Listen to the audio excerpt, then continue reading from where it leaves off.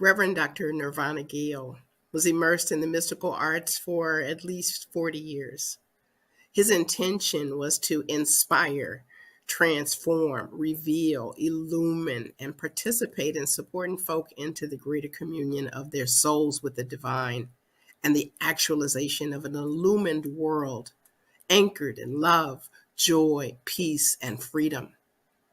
He blended oratory, storytelling, poetry, singing, drumming, chanting, prayer, silence, movement, energy shifting into a sacred blend for consciousness raising. Nirvana would be so jazz like in his conversations that he would often break off into a song or go into a whole sermon around a lyric in a song. And so he was truly someone who was present and creative. And when he lectures, when he does sermons and facilitates workshops, and it could be anything on mysticism, meditation, prayer, sacred sexuality, holy relationships, love, the teachings of Jesus, the lessons of Mary Magdalene, peace and nonviolence, abundance, compassion, freedom, joy, and planetary transformation, any topic. And it was so fun because as a student of his from the beginning, I literally had my very first foundation class at Agape that was taught by Reverend Nirvana.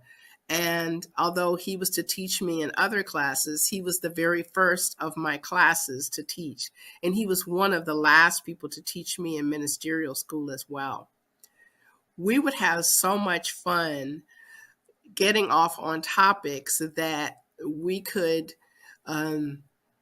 almost like make the class go in a direction that we wanted to go in, because we knew that Nirvana would be that kind of improvisational teacher. During his illustrious career, Dr. Nirvana served our spiritual movement as the Centers for Spiritual Living Leadership Council member, as the Senior Minister of Guidance Church in Los Angeles, as Ecclesiastical Core Coordinator for United Centers for Spiritual Living in Burbank, as a founding president of Agape International Spiritual Center in Culver City, and as a mentor, teacher, and spiritual guide to literally thousands of people throughout the world. I have seen him be beautifully dressed and color coordinated in monochromatic wear or in vibrant colors or vibrant ministerial robes. There was so much energy around Nirvana and his expressions.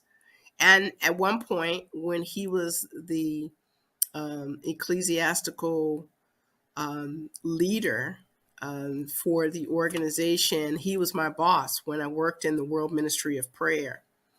And he would be very present and he would be very tender in his counsel, and he would meet you where you were. Same thing in our ministerial classes as well. He would absolutely just be present with whatever the flow was that was going on in the moment. That's who he is, live and in living color. Dr. Nirvana Reginald Gale once said, "I am not an individualized self, separate from other people, other races, classes, species, separate from the air, sky, or wind. All of this is me." Reverend Nirvana had a deep mystical awareness. It wasn't just feel-good platitudes for him. It was something he experiences. This is Reverend Celeste A. Frazier for Black History Moments.